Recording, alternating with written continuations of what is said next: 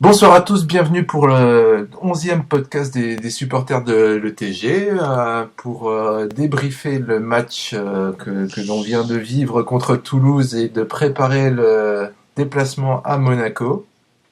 Et pour cela, le retour parmi nous d'Alex. Qui a pris le soleil, non je déconne, dans le Nord-Pas-de-Calais, qui a mangé des frites fricadelles en mode bienvenue chez les ch'tis. Bonsoir à tous. Et les deux qui ne nous ont pas quittés pendant cette semaine, Arnaud. Bonjour ou bonsoir à tous, Arnaud, @TeamETG sur Twitter. Et Fred. Salut tout le monde, Fred, fans.net. Les présentations sont de plus en plus rapides, on commence, c'est bon, maintenant les gens nous connaissent, tout va bien. On va commencer directement par, effectivement, par cette victoire contre le TFC. Encore un match finalement dont le contenu n'aura pas beaucoup changé, donc là-dessus on va sans doute pas beaucoup débattre. Par contre, ce qu'on va pouvoir débattre, c'est l'aspect mental, puisque cette fois on était mené 1-0. Cette fois encore on s'est repris en deuxième mi-temps après avoir fait une première mi-temps très moyenne. Et en fait, ce qu'on peut se dire, c'est que en attendant que l'amalgame se fasse entre une bonne défense qui revient petit à petit avec les blessures qui se comblent et cette attaque qu'on a connue très très intéressante lorsqu'elle arrive à se trouver quand ça combine bien. Alors la question de ce match, c'est est-ce que les qualités mentales peuvent justement combler ces lacunes techniques qu'on connaît depuis quelque temps et nous permettre d'aller choper des points, quelques résultats comme ça, comme on l'a fait contre Toulouse. Alex. Oui, c'est vrai que manière faire une belle réaction comme ça a été le cas face à Toulouse et de gagner 2-1 alors qu'on perdait 1-0, c'est vrai qu'il y a une très belle réaction et des qualités mentales à noter. Après, c'est vrai qu'il y a des faiblesses et des lacunes techniques. Après, il faut pas non plus trop aggraver la situation, parce qu'il y a quand même eu, je trouve, une équipe de l'ETG assez bien en place, mis à part sur le but sur corner où ça a été très très statique. J'ai l'impression qu'il y a quand même du travail, qu'il y a de l'amélioration, ils travaillent à l'entraînement, donc ça peut pas être pire de ce qu'on voit sur certains matchs. Donc oui, il faut qu'on pallie certaines faiblesses qu'on a encore du mal à roder par notre force mentale. Après, faut pas non plus que trop jouer là-dessus, parce qu'à un moment ça peut nous faire défaut et faut pas s'attendre qu'à ça. Alors effectivement, on a vu dans l'engagement de ce match-là beaucoup de progression aussi, même si c'était pas flamboyant au niveau de la réussite. On a vu beaucoup plus d'engagement. Ça a été mis en avant d'ailleurs, je crois, sur le résumé qui a été donné par le site officiel du TFC, qui avait beaucoup d'engagement dans cette première mi-temps. C'est peut-être ce qui manquait aussi pour arriver à tenir un score et à rester dans une partie. Qu'est-ce que t'en penses, Arnaud? Oui, c'est exactement ça, mais comme l'a très bien dit Alexandre, ça se travaille, ça se voit, et je pense que le mental, il a toujours été là, parfois un petit peu caché, mais il a toujours été là, et qu'on devrait pouvoir s'en sortir avec ça. On a les qualités mentales pour, clairement. On a des joueurs de fort caractère, on a des joueurs qui s'imposent d'eux-mêmes en tant que leader. Et voilà, ça devrait rouler. Je pense, j'ai confiance, j'ai très confiance en cette équipe. Je dirais même que j'ai plus confiance en cette équipe qu'aux équipes des années précédentes. J'irais même jusque-là. C'est effectivement, en tout cas, le bilan comptable parle en cette faveur-là. Fred, toi, est-ce que tu penses que c'est le travail qui amène ce genre de choses, ou le fait que quelques joueurs soient revenus et qu'on soit revenu dans un 11 un peu plus normal, entre guillemets? Non, je pense que c'est le travail. Automatiquement, dans une période difficile, il faut revenir un peu aux fondamentaux, faut reconstruire de la base. Donc, si techniquement c'est pas encore le top, faut avoir cette base mentale sur l'état d'esprit et être irréprochable là-dessus pour pouvoir ensuite, dans un premier temps, contenir un peu et maîtriser les matchs un peu avec nos difficultés actuelles pour ensuite proposer autre chose. Moi, j'ai une petite question pour Fred, parce qu'on avait parlé après les débâcles Nantes-Guingamp. Fred avait dit pour Valenciennes, donc il y a 3 semaines, j'ai pas spécialement envie de gagner, j'ai envie de retrouver un état d'esprit qui nous manque, j'ai envie de retrouver de l'abnégation. Là, ça fait 3 victoires qu'on enchaîne. Est-ce que toi, tu penses, Fred, qu'on a retrouvé nos valeurs? Ah oui, complètement. Ça s'est vu contre Valenciennes, même si par moment on a des périodes où on est un peu plus timide. Il y a un peu plus de rigueur, on sent des joueurs plus concernés qui se donnent sur le terrain. On y a vu contre Valenciennes, on y a vu ensuite sur la deuxième période de Guingamp. Là, on a vu une première période contre Toulouse où on a été en première période assez fade, mais ça c'était l'ensemble des équipes. Même si on s'est concentré à la tâche défensive, et ce qu'on a bien fait. Et derrière, en deuxième mi-temps, on a bien réagi après ce but et on a montré qu'on en voulait sur le terrain. Et depuis 3 matchs, c'est appréciable à voir. Bah, finalement, en plus sur ce match-là, il y a des petits bémols avant de parler des top et flops, mais s'il y a des petits bémols à relever, il y a vraiment la période statique sur le corner où il y a comment il s'appelle, c'est Aurier qui marque, hein, oui. qui marque ce but alors que la défense ne bouge pas du tout. Il y a cette première mi-temps où il y a pas beaucoup d'engagement, il n'y a pas d'occasion, hein, faut dire ce qui est. Et à part ça, enfin, je veux dire, après en deuxième mi-temps, il y a quand même eu du beau jeu. On avait quand même pris, enfin moi pour ma part, on a pris du plaisir à regarder le match, oui, hormis la première période. C'est vrai qu'au niveau parce que moi, j'ai vraiment pas pris beaucoup de plaisir lors de la première période. Ah oui, non, la première période, on aurait pu faire autre chose. Mais c'est vrai qu'au niveau de l'implication, des exemples qu'on retrouvait fréquemment dans un match, des mecs qui sont seuls pour frapper, qui ont un peu trop de largesse pour frapper ou pour construire ou pour faire quelque chose, on l'a nettement moins retrouvé, même en première période où effectivement c'était pas brillant. En tout cas, c'était sérieux et c'est vrai que même sur le but, même si Thierry lâche un peu son marquage, il n'est pas très loin. Alors que sur d'autres buts qu'on a pris sur corner, on avait 5 mètres de retard déjà. On voit qu'il y a nettement plus de sérieux dans cette défense. Après, ce qu'on peut aussi se demander, c'est voilà, qu'est-ce qui change entre la première et la deuxième période, à part voilà le but de Toulouse qui peut être un petit peu aussi l'élément déclencheur. Est-ce qu'il s'il n'y avait pas ce but, est-ce qu'on aurait continué à produire un jeu assez terne comme en première période, ou au contraire, est-ce que l'éventuel, parce qu'on peut supposer peut-être ça, le coup de gueule de Duprat à la mi-temps avait remotivé les troupes, mais est-ce que dans ce cas-là, est-ce qu'il faut à chaque fois attendre la mi-temps pour que les joueurs viennent motiver pour une deuxième mi-temps? Parce que je veux dire, un match, ça se joue durant 2 périodes, sinon ça jouerait que 45 minutes, et s'il y a 90 minutes à jouer, c'est bien pour être impliqué durant 90 minutes et pas seulement les 45 dernières, parce qu'il y a beaucoup de choses qui peuvent se jouer en première période. C'est clairement ce qu'a dit Pascal Duprat d'ailleurs, hein, qu'on avait de la chance que nos adversaires jusque-là ne nous avaient pas punis sur les 45 premières minutes. Ouais. Donc effectivement, il va falloir résoudre ce problème-là. Jusque-là, ça suffit. Ça risque pas trop de suffire contre Monaco. On passe au top et flop. On va sans doute pas mal parler de la confirmation de Thierry, du match de Mensah à droite, du remplacement du coup de Vass au milieu, et sans doute aussi de la participation de Sougou. Donc Arnaud, est-ce que tu veux commencer pour tes top et flop? Oui, bien sûr. En top, je mettrais 2 joueurs. Je mettrais, voilà, tu les as dit d'ailleurs, Sougou, parce que il marque pas, mais il a une implication qui est extrêmement bonne, je trouve. Il apporte énormément, il fait ce qu'il a à faire, il marque pas, mais il aurait très bien pu marquer. Et j'aurais pu mettre Mensah, mais je vais mettre Vass, juste pour avoir mis la tête, parce que moi je l'aurais pas mis.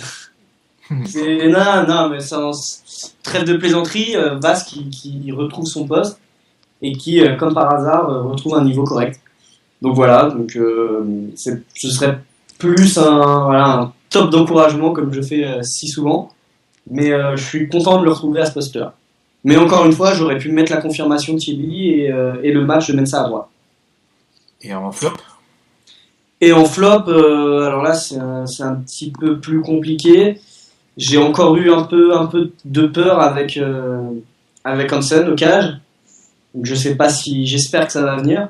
Il a pas fait non plus d'erreur flagrante, hein, enfin. Il a pas fait d'erreur flagrante, mais je le trouve encore un peu. Tu le sentais un peu fébrile ? Je le sens, voilà. Je sais pas ce que vous en avez ressenti, mais je le sens fébrile. Ça fait déjà 4 matchs, il me semble. Donc je pense qu'il serait peut-être temps de se remettre un petit peu en marche. Et puis un petit peu, voilà, on le connaît, on sait très bien qu'il est comme ça, mais l'attitude un petit peu de Barbosa quand il est sorti, c'est un peu toujours la même chose. Ce serait bien qu'ils prennent ça un petit peu plus positivement. Mais après, surtout qu'il sort à la 89e, quoi. C'est pas comme s'il sortait à la 55e. voilà, après tout le monde, je pense que c'est ce que vous allez me dire. On peut comprendre qu'il soit frustré. En plus, il sort sur un corner qu'il aurait dû tirer, mais c'est une attitude que je trouve un petit peu dommage, surtout de la part d'un joueur de cette expérience. Ok. Fred, tu veux enchaîner? Oui, bah alors, bon, pour mon top, je vais cibler Sougou, parce que on voit clairement que ce joueur monte en puissance depuis quelques matchs. Quand il est arrivé, c'est vrai qu'on avait peut-être eu tendance à occulter le fait qu'il n'ait pas eu une grande préparation cet été et que physiquement il était peut-être loin d'être prêt. Et là, ça se voit que, et d'ailleurs, je crois qu'il l'a même signalé dans les réactions, dans les interviews, il commence à se sentir bien. Et ça se voit sur le terrain, il comble son déficit technique par ses courses, ses appels de balles très vifs. Et puis son envie surtout aussi, il est demandeur, et ça, c'est très appréciable à regarder. Après, sur ce match-là, l'équipe a été assez homogène dans l'ensemble, donc pour moi, il n'y a pas de flop. J'ai juste relevé quand même nos deux milieux de terrain. Vass et Eret, donc on retrouvait notre configuration de Lyon.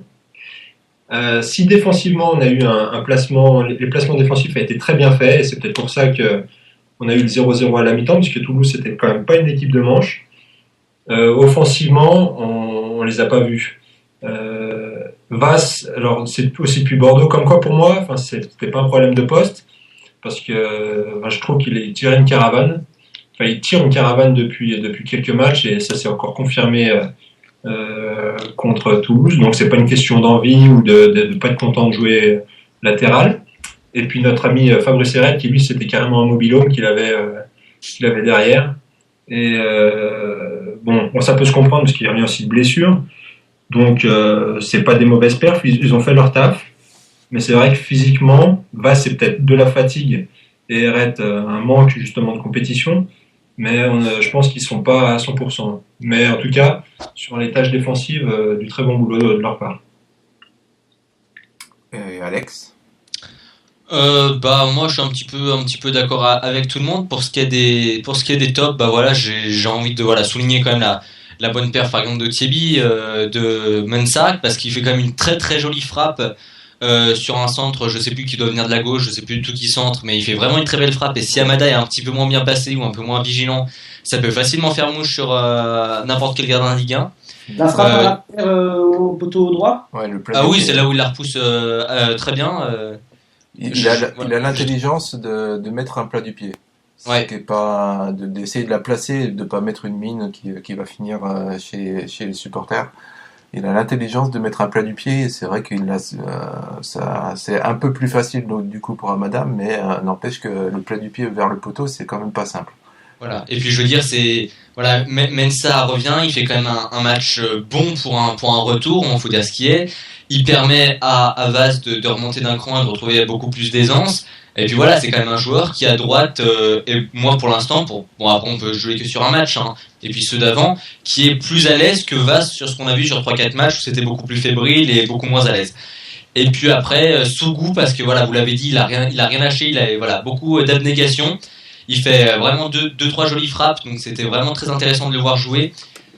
Et puis pour ce qui est des flops, sur peut-être un petit peu Eret, parce que voilà, un petit peu transparent, j'ai trouvé d'un point de vue offensif, comme l'a dit Fred.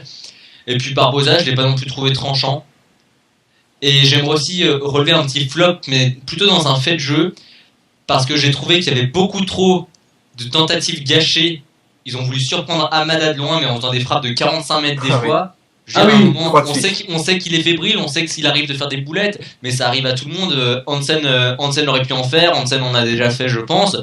C'est pas la peine de lui mettre des lobes à 45 mètres, on s'appelle déjà pas Saber Clifa, et puis le contexte était tout autre. Lui, il a l'impression, des fois, il a l'impression qu'on le prenait pour n'importe qui. Enfin, à un moment, j'ai trouvé ça vraiment du gâchis, surtout par exemple à 1-1 ou à 1-0, alors qu'on avait l'occasion de construire. Ouais, c'est vrai que c'était même presque insultant pour Amada, quoi. Ouais, il y en a eu 3 comme ça. Effectivement. Bon, moi j'enchaîne. pareil, parmi mes tops, Sougou, sans que ça soit. Enfin, je me fais un peu un espèce d'avocat du diable, dans le sens où je me mettrais à la place de celui qui a envie de le démonter. On pourrait dire qu'il est pas, enfin, qu'il fait pas beaucoup de frappes, qu'il est pas très très dangereux. N'empêche que ça fait 3 ou 4 matchs, à chaque fois il est décisif. Et qu'est-ce qu'on demande à un numéro 9, à part être décisif, de marquer ou de faire marquer? Ben, rien d'autre. Donc s'il continue comme ça, même s'il passe à travers son match, mais qu'à chaque match il fait une passe décisive et un but, c'est parfait, hein, c'est ce qu'on lui demande, rien d'autre. Et en plus, ce qui ne gâche rien, c'est qu'il se donne dans le match. Donc c'est pas simplement que la passe décisive ou le but. Euh, parce qu'on commence à, c'est assez amusant qu'aucun de vous trois ne l'ait cité, parce que ça prouve qu'on commence à s'habituer à ces très bonnes performances de Sabali, encore une fois. J'ai hésité un moment, mais c'est vrai que voilà. Voilà, on est tellement habitué finalement. Il y a vraiment de la constance. Voilà. Et puis on l'a suffisamment censé jeudi. Hein. Ouais, mais non, mais il a encore fait un bon match et ça se souligne aussi. Et enfin Mensah, qui effectivement pour moi a été meilleur que Vass en latéral droit sur les dernières prestations. Solide, et en plus il a apporté offensivement, puisqu'il a frappé 1 ou 2 fois. Donc un bon match, pas évident quand tu reviens de blessure, et en plus que tu es positionné à droite alors qu'avant il était plutôt dans l'axe. Donc bon match pour ça. Et ouais, les flops, c'est un peu le même principe que ce qui a été dit jusque-là. Fred, par exemple, sur les deux milieux offensifs sur les côtés, et même Barbosa, qui ont peut-être pas apporté ce qu'on attend d'eux. Donc un petit flop pour eux aussi. Et les bonnes entrées quand même de nos remplaçants. C'était pas trop mal. Et puis j'aimerais aussi me faire une petite réflexion, parce que j'y pense en parlant et tout ça. Quand on voit des matchs quand même contre Toulouse qui sont appliqués, construits, qu'on compare à l'ETG de la montée, à l'ETG d'il y a 2-3 ans, qui faisait beaucoup de ballons en avant, qui refusait un petit peu parfois de jouer au sol et de construire, c'est vrai qu'il y a quand même des progrès énormes et qui sont extrêmement encourageants, je trouve. Tout à fait. Bon, on a l'habitude de le voir en Ligue 1 et toutes les équipes, et ça peut paraître normal pour n'importe quel supporter, mais je trouve que nous, on vient quand même de loin. On est pro depuis pas longtemps, on est en train de se construire petit à petit, et c'est important quand même de souligner les efforts faits par cette équipe. Ouais. Et puis plus précisément, ce qu'il faut pas oublier, c'est que Guingamp, Toulouse, les dernières équipes qu'on a jouées, même si sur le papier entre guillemets elles sont pas prestigieuses, restaient sur des bonnes séries. Donc c'est pas mal de faire des résultats contre des équipes qui restaient sur des bonnes séries. On va enchaîner sur le match de la semaine prochaine, avec juste un petit aparté sur le fait que jeudi il y a le tirage au sort des 8e de finale de la Coupe de la Ligue. Juste pour savoir si vous avez, à part l'habituel jouer à domicile, si vous avez une préférence par rapport au tirage, un gros, un petit, un Ligue 2. Vas-y, Fred, excuse-moi. Je vois le match à Tours. Tu vois le match à Tours. Donc Youssef Hanan. Youssef Hanan contre. Ça va partir au quart de tour. Ah, oh merde! T'aurais dû la garder celle-là. On la coupera au montage. Ouais, on va la couper au montage. Alors, moi, j'ai regardé un peu le calendrier, et en fait, il s'avère que parmi les 6 clubs qui sont européens, qui ne rentrent qu'à ce tour-là, et qui sont donc a priori les favoris, en tout cas pour certains, entre l'Olympique Lyonnais, l'Olympique de Marseille et le PSG qui reste, et Saint-Étienne. En fait, on s'aperçoit que la journée avant et la journée après, il y a des bons gros chocs, et qui en fait pourraient avoir pour conséquence une impasse de la part de ces équipes-là. de ce tour de Coupe de la Ligue. En tout cas, beaucoup moins de sérieux, beaucoup moins d'application. Donc, il n'est pas évident que de jouer une de ces équipes-là soit vraiment une mauvaise chose. À voir dans les faits. Ouais, c'est sûr. Et puis je pense que la fin de calendrier, enfin, il y a un petit peu de tout, hein. Tu l'as dit, il y a du haut de tableau, il y aura le PSG, il y aura Monaco, il y a Saint-Etienne. Et puis, Non, même il y si aura ça pas peut surprendre, il y Monaco. a Reims. Et puis après, il y aura un petit peu des équipes un peu plus à notre portée. Il y a Lorient, Bastia. Et donc voilà, il y aura un petit peu de tout. Mais je pense que tous les matchs, finalement, après ce qu'on a montré sur 3 matchs, après voilà, faut encore confirmer parce que on était fou, entre guillemets, fou de joie en début de saison parce qu'on enchaînait les bonnes perfs avant de faire trois contre-performances et de plus comprendre ce qui nous arrivait. Donc là, voilà, il y a quand même des choses à confirmer, même si on perd, confirmer quand même notre bon sens, notre envie de jouer, et puis terminer la première partie de saison sur des notes assez positives. Oui, d'autant que la question sera très différente une fois qu'on aura joué 3 ou 4 matchs de plus et Oui. qu'on aura retrouvé certains joueurs, etc. Donc l'état d'esprit sera complètement différent d'aujourd'hui. Faire quelque chose peut-être à Monaco peut dynamiter, je pense, 3-4 matchs à la suite et vraiment les booster, sachant que dans la foulée, on va recevoir le PSG, donc ça pourrait être intéressant. Oui, effectivement. Donc on va enchaîner sur Monaco puisque tu en parles. En fait, on s'aperçoit que on reste donc sur 3 victoires avec la Coupe de la Ligue. Monaco avec ses stars et son ex-deuxième place puisqu'ils sont maintenant troisième reste sur 2 défaites, mais le plus inquiétant entre guillemets c'est le fait qu'il n'ait pas marqué pendant ces 2 matchs. Ils ont perdu 1-0 et 2-0. Même si Lille reste une très grosse écurie, donc c'est pas si étonnant que ça. La question qu'on peut se poser donc, c'est est-ce que c'est le meilleur ou le pire moment pour jouer à Monaco? C'est-à-dire le fait qu'ils vont vouloir se relancer, ils ont forcément, maintenant qu'ils sont repassés troisième et qu'ils ont un petit trou avec le PSG, etc., ils ont absolument besoin de gagner. Ou alors est-ce que c'est le meilleur moment parce que effectivement après 2 défaites comme ça, ils sont un peu peut-être moralement dans le trou. Alors là, c'est vraiment le gros débat, ça. Ouais. Et on se souvient qu'on avait eu à peu près le même lors de la réception de Lyon. Qu'enchaîner les contre-performances, notamment en Ligue des Champions face à la Real Sociedad. Et on s'était posé la question de savoir si c'était le bon moment ou pas pour les taper. Et il s'est avéré que c'était plutôt le bon moment. Donc moi, je serais plus d'avis de dire que pourquoi pas. Malgré tout, il y a quand même Voilà, une différence. Il y a une différence d'effectif et puis de qualité de jeu entre Lyon et Monaco cette saison aussi quand même. Oui, c'est sûr, mais c'est mental. Parce qu'à l'époque, Lyon, Oui. Lyon jouait Oui, quand même Lyon était pas encore au fond du trou. de Ligue des Champions, c'était pas non plus n'importe quoi. Ouais. Mais voilà. Après, c'est la question de savoir s'ils vont être revanchards ou s'ils vont avoir la tête dans le seau. Voilà, c'est clairement ça. C'est savoir s'ils ils vont vouloir s'en sortir ou s'ils seront au fond du trou.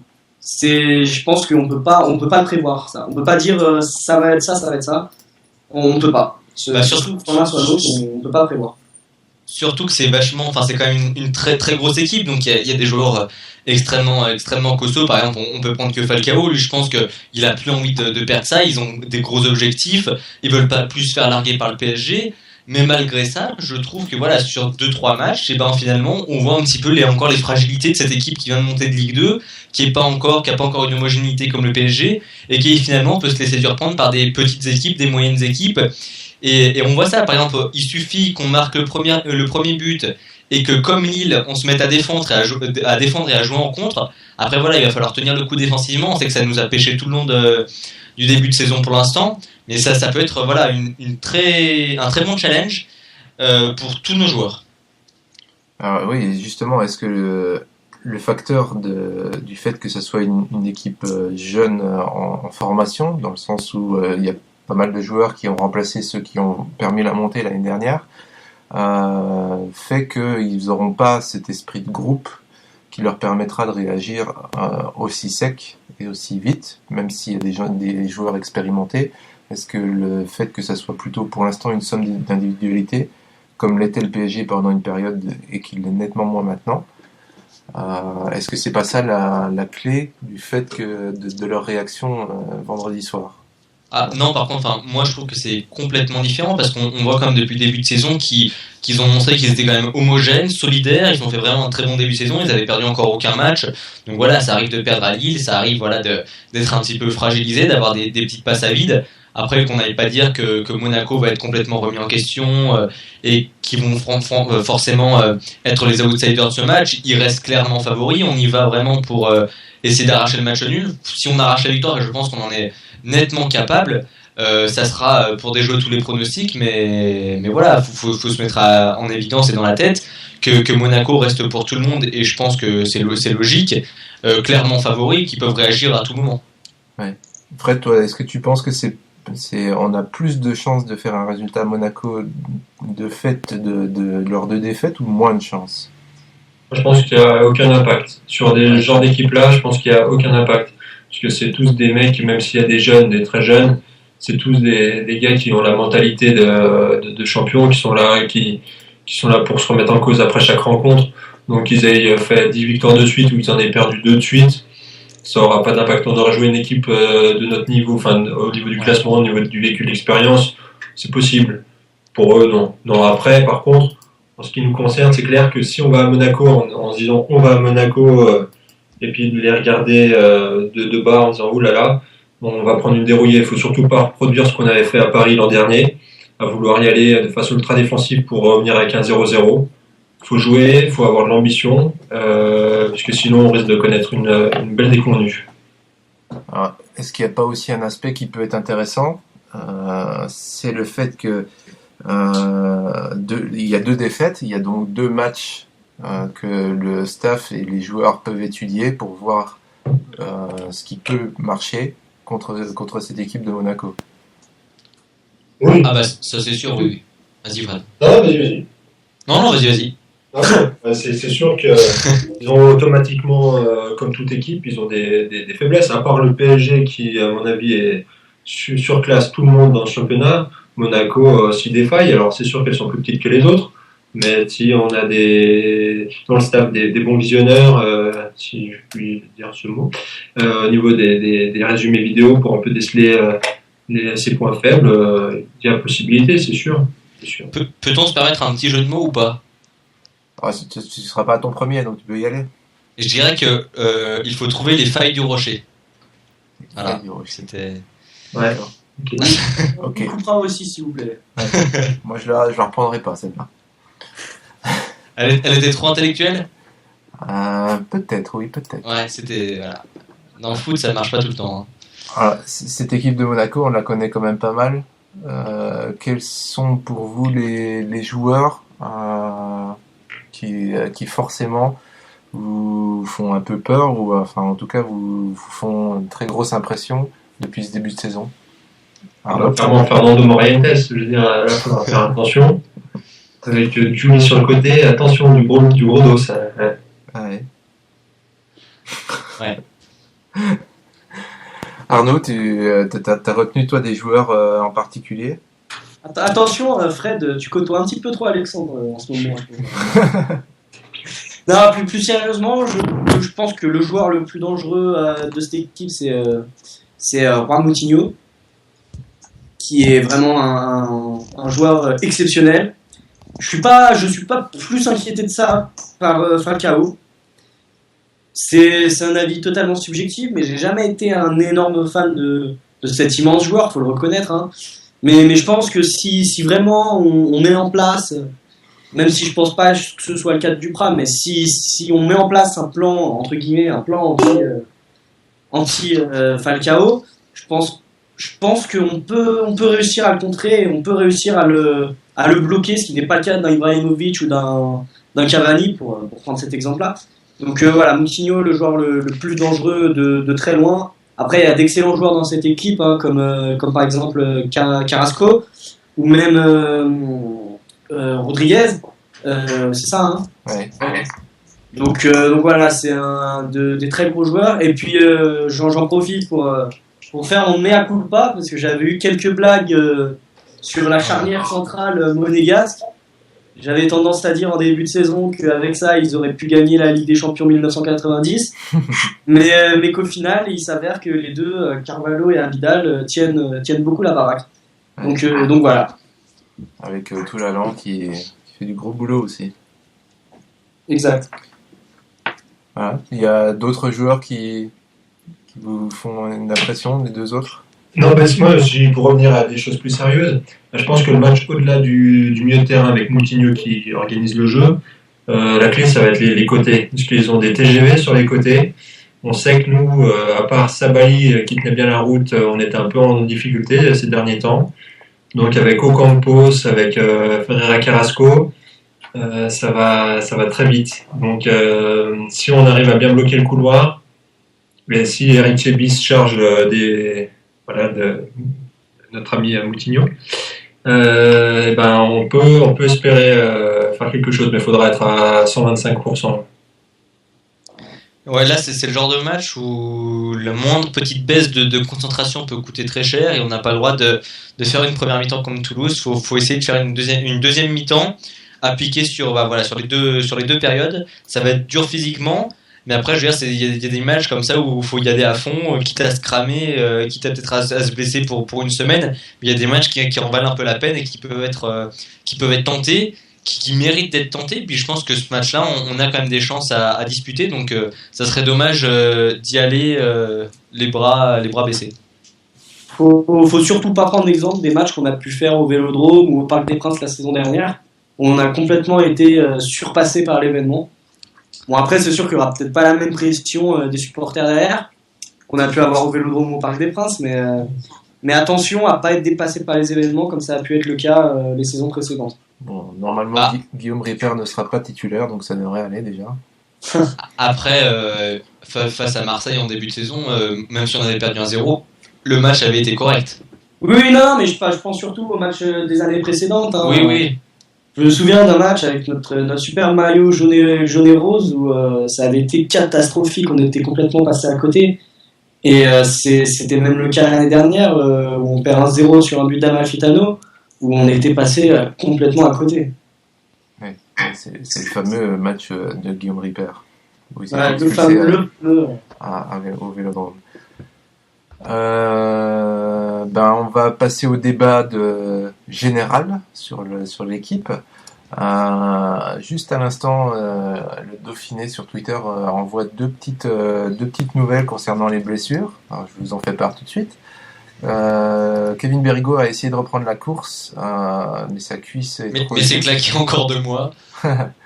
Et donc là pour l'instant il est trop juste pour la reprise de l'entraînement collectif, donc il fera un nouveau test en fin de semaine. Donc lui, on n'en attendait pas trop non plus sur ce match à Monaco, mais voilà, maintenant on en est sûr. Par contre, Bertrand Laquet, lui, est de retour dans le groupe et il pourrait bien tenir sa place, en tout cas dans le groupe, dès vendredi soir. Donc, mystère sur le gardien titulaire qu'on aura.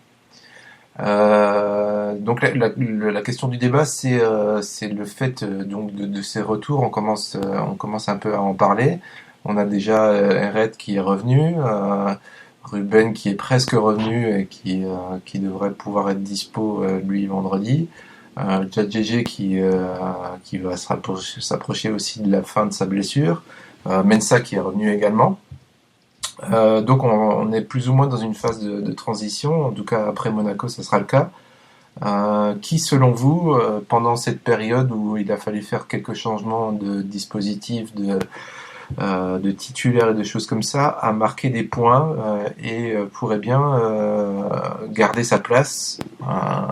On va sans doute pas penser à Thierry qui lui de toute façon visiblement l'a déjà prise sa place, et même s'il n'était pas blessé, même si Koné n'était pas blessé. Voilà, qui selon vous, quel changement on va avoir après cette période de transition? Fred, veux-tu commencer? Oui, pour là-dessus, à part oui, donc comme tu as signalé, Thierry qui s'il continue comme ça va vraiment s'imposer au milieu de terrain cette saison. Après, pour les autres, on voit que Sougou monte en puissance, comme je disais. Après, je suis pas sûr que toujours sur ces postes-là, ça puisse chambouler la hiérarchie sur le reste de la saison. On a des joueurs quand même qui sont pas là et qui ont quand même une grande importance.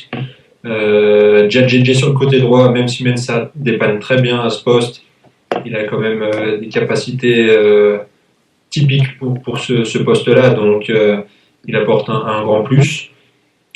Après, pour les autres, c'est pareil, ils vont peut-être gagner peut-être du temps de jeu, ils vont peut-être prendre part à plus de rencontres, mais je suis pas sûr que le 11 de départ, qui est peut-être, je sais pas s'il en a un dans sa tête, parce qu'il y a Duprat, ou si pour lui rien n'est vraiment figé, mais je suis pas sûr que ça change grand-chose. On aurait pu voir un peu plus Nistor, j'aurais bien aimé le voir un peu plus, notamment à Toulouse, parce que c'est vrai qu'à Guingamp, il avait fait une belle prestation. Est-ce que des choses vont évoluer dans le temps? Je sais pas, mais j'ai pas l'impression en tout cas qu'il y ait beaucoup de changements à venir avec le retour des blessés.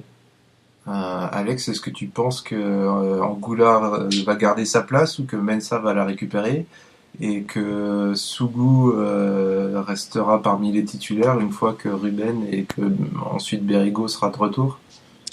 Je pense qu'il faut pas vraiment trop bousculer les choses actuelles. Il y a des joueurs qui sont titulaires avec certaines circonstances certes, mais ils ont pour la plupart prouvé qu'ils méritaient cette titularisation. Pour ma part, Mensah à droite est une très bonne idée. Je pense que pour ce qui est de la charnière centrale, les 4 derrière, faudrait pas y changer. Pareil pour les 2 au milieu, faudrait peut-être parfois alterner Thierry, Koné, voire Cambon quand il y a un petit peu de fatigue ou quand voilà il y a des petits soucis physiques. Après voilà, où il y aura peut-être le plus de roulements et de questions un petit peu à se poser. C'est surtout un petit peu pour notre secteur offensif. Mais actuellement, Sougou monte en puissance, fait de très bonnes choses. S'il confirme encore sur 2-3 matchs, il n'y a aucune raison qu'il soit de nouveau remplaçant à la place de Berigo, parce que Berigo, il revient de blessure. Il restait peut-être sur 2 matchs encore où il n'avait pas marqué. Il faut qu'il reprouve encore des choses. Il sera peut-être testé 2-3 fois en joker, voire une fois titulaire. Mais voilà, ça va être une lutte et ça va rétablir encore de la concurrence qui peut faire progresser le tout. Mais je pense que Sougou, actuellement, dans les dispositions actuelles, c'est le meilleur attaquant qu'il nous faut. Faut pas oublier ce qu'il a fait actuellement.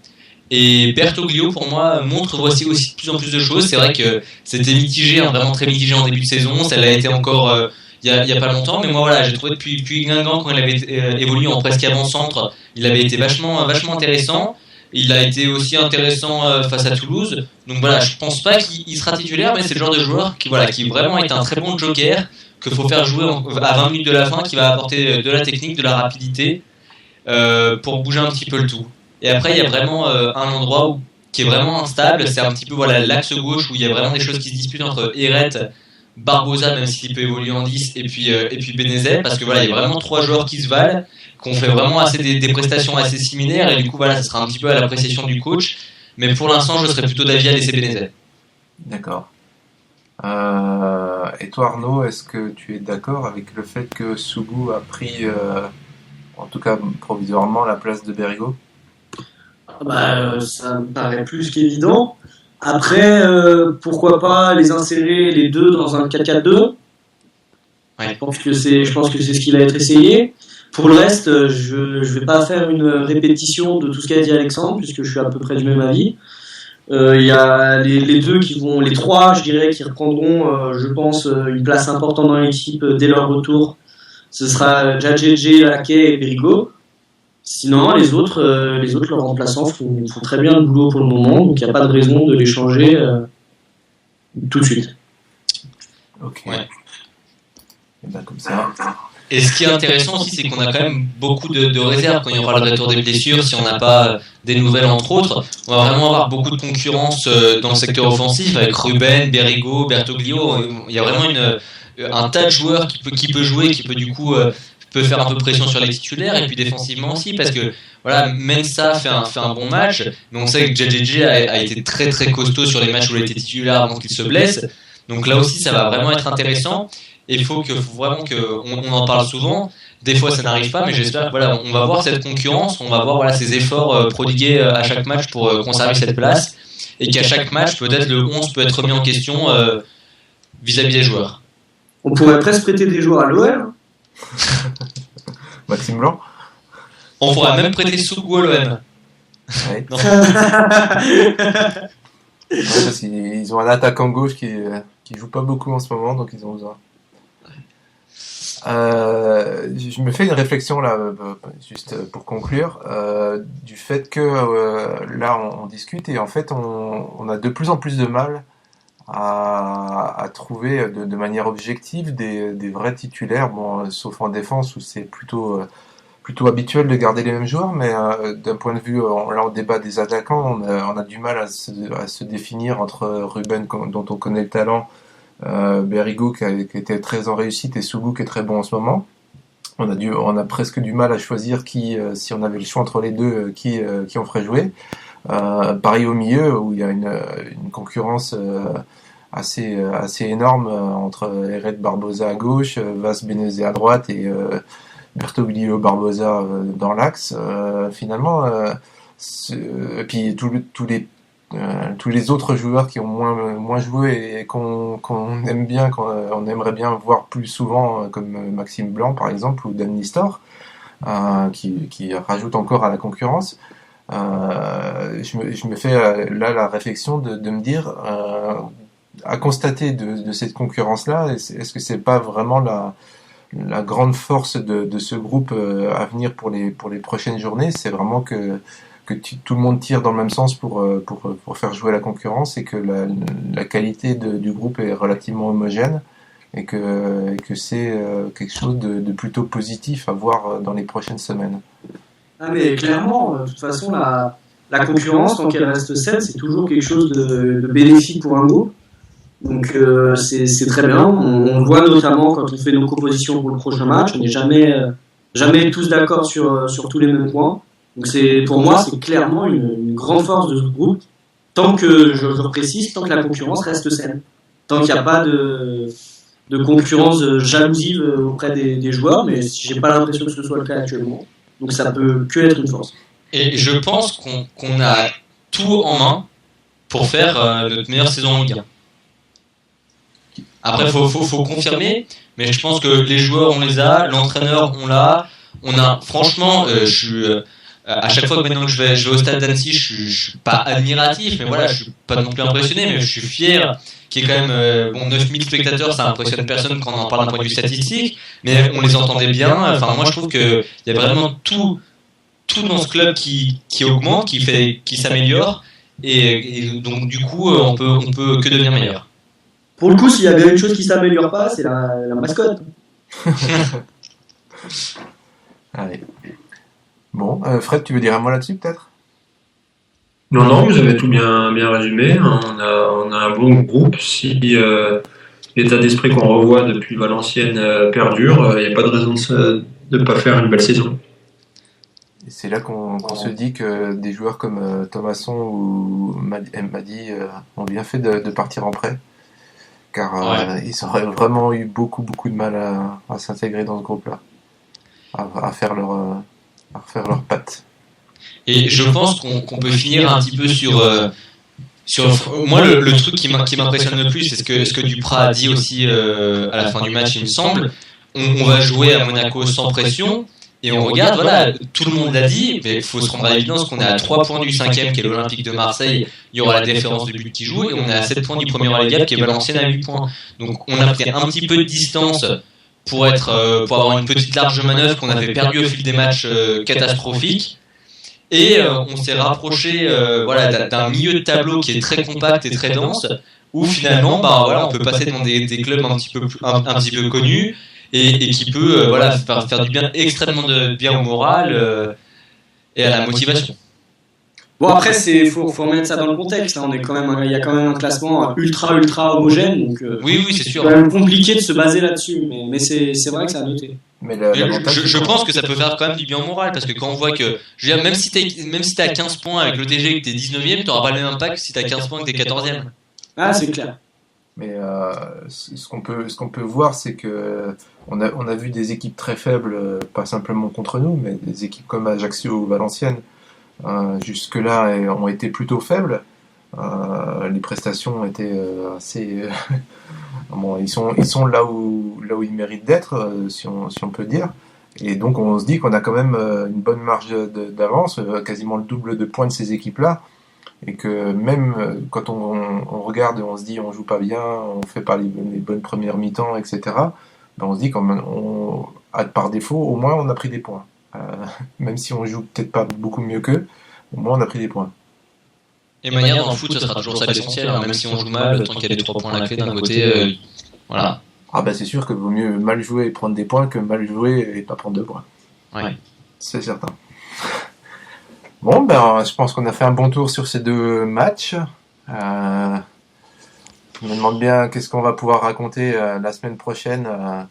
Cela va dépendre beaucoup du match que ça va donner. On peut très bien voir du tout bon, du tout mauvais à Louis II. Donc, le TG inarrêtable, point d'interrogation. T'es en grande séance de travail sur tes titres aujourd'hui. Hein. Sougou, quintuple buteur, une véritable surprise. Thierry, À quand Sougou en équipe de France? Ouais, et le recours tourné acrobatique de Thierry sur la tête à Falcao, est-ce bien normal? Donc voilà, on se retrouvera donc la semaine prochaine. On aura un jour de plus en plus pour cogiter sur ce qu'on va raconter, puisque le match est donc vendredi soir, exceptionnellement. On va ouvrir le bal et voir nos adversaires continuer à jouer le lendemain et le surlendemain. On sera en top tweet sur Twitter, on sera sous les feux des projecteurs, c'est vraiment émouvant. Oui, c'est vrai que on va encore une fois faire exploser Twitter. Surtout avec Monaco, ça va être exploser surtout Twitter de mauvaises blagues ultra vues et revues comme d'habitude. Hein. Oui, bah ça c'est classique. Donc, vivement la saison prochaine. Eh ouais. Non, on va déjà poursuivre cette saison là, ça sent déjà pas mal. Oui, c'est sûr. Et un peu déviant dans son Monaco. D'accord. Allez, c'est le moment de s'arrêter là. Ouais. Alors donc, si vous voulez suivre les bonnes blagues d'Alex, c'est où?